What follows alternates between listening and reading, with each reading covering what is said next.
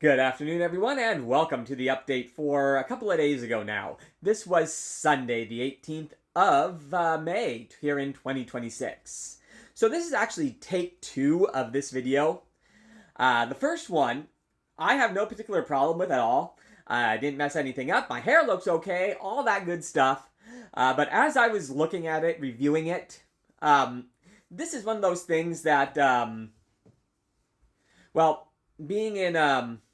I'm not going to say being in content creation, but really just existing in online spaces where, you start thinking, wait, if that particular thing that you're doing kind of got removed from that context, even if it's like a dramatic retelling of a story, yeah, that would be one of those where it's like, hey guys, so in my video on whatever day, I said this, what I really meant was this, and having watched a lot of YouTube videos from a guy named Internet Anarchist, that type of stuff very, very rarely ever seems to go well for the people that end up in the middle of it.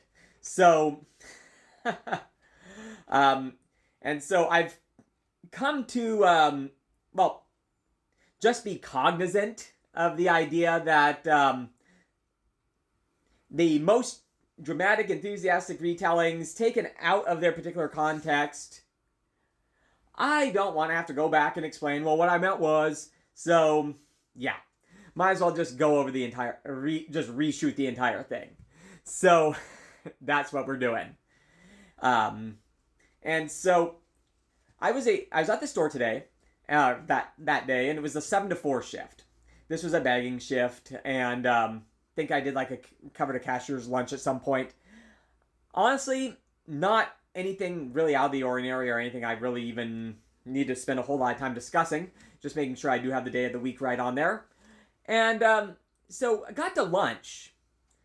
And before I go any further, I'm going to introduce you to two different types of customers that we get at the store. And the first are what I call cigarette coin dumps. And what tends to happen here, at the counters where we sell tobacco, somebody will come up and normally oftentimes it seems like they'll come right to you. Like if you're the self-checkout attendant and you have like 6 things going on, they'll like walk right up to you and do this. And basically it's either dumping them on your counter or handing them to you personally, and it's a bunch of coins and they want some kind of tobacco product.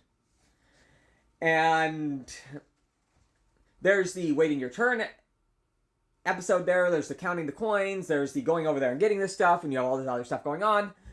Not that there's anything like outside of policy or anything with any of this, of course. You go to the cashiers, you ask for tobacco, they say go see the self-checkout attendant. Well, if you're over there, you're a self-checkout attendant, and they're coming to see you, so yeah, okay. That being said, if you're super busy and you have all those things going on, and they come right to you, and they don't even have a machine that's dedicated to them for their purchase, it becomes just an awkward mess and kind of frantic, if you let it. And a handful of folks that do this can be quite pushy too. Like not wanting to wait their turn. All right. This does happen with some regularity. Another phenomenon that happens are the repeat investors regarding lottery. And again, this is something that there's not anything inherently wrong with. All right. But there are folks that will buy, particularly it's normally like the little scratchy cards for lotto. And they will buy one and they'll scratch it off. And this is off the service counter. And the little barcode that you can scan off that is needed to validate the ticket. There are some that will basically buy the ticket, scratch it off real fast, sometimes just scratching off the barcode and hand it back to you to have you check it. And if it wins, they'll buy another one, and so on and so forth. All right.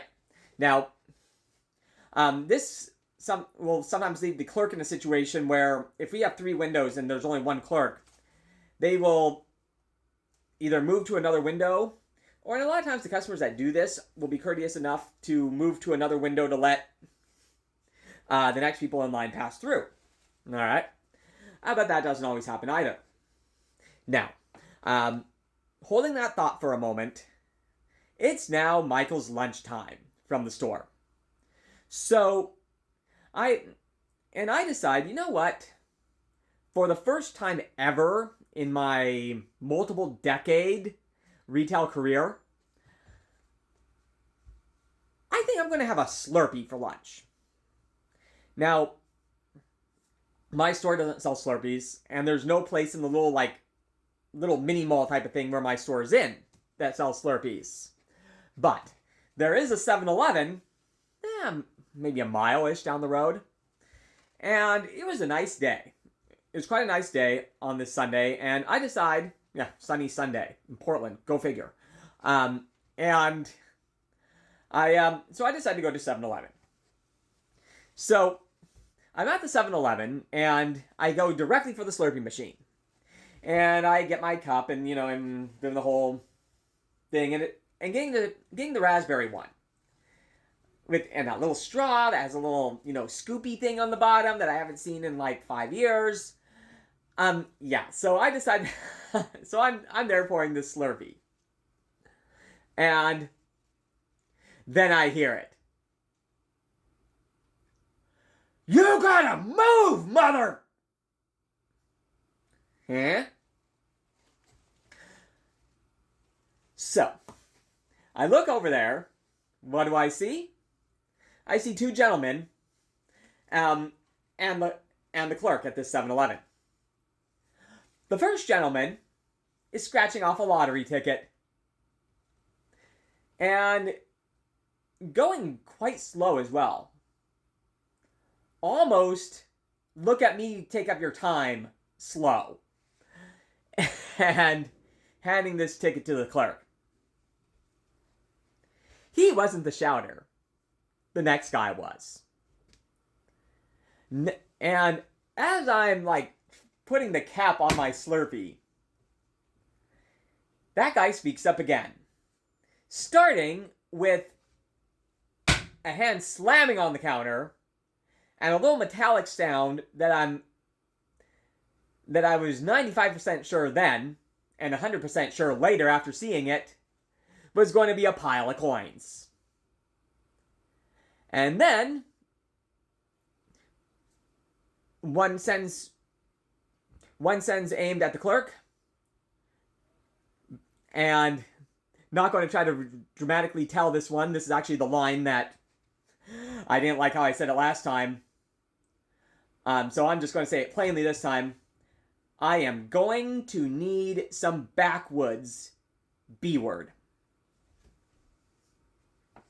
Lotto guy keeps scratching. And then looks up and just glares at him. I am playing until I lose. And then comes a speech about you need to lose right now and get out of here, and F words, which were reciprocated by some F words over here. And a couple of F's and some S's over here. A middle finger coming up from over here. Shoving from over here. Shoving back from over here. More F words. More S words. A couple of other words that some polite company might have to look up. And the clerk, and they're both looking at each other. The clerk looks at me and is like, and I'm mouthing, sorry, dude. And the thing is, there are cases in life where both parties can be wrong. And the moral of the story being, boys and girls, is that if you work in some situation where normally you're in the center of all the fights, but you decide that you want to go to a 7-Eleven for lunch, once you get there, don't get a Slurpee, you get yourself some popcorn. Have a great rest of your day, everyone. Thanks for joining me all the way to the end, and I look forward to talking to you again tomorrow. Ciao for now.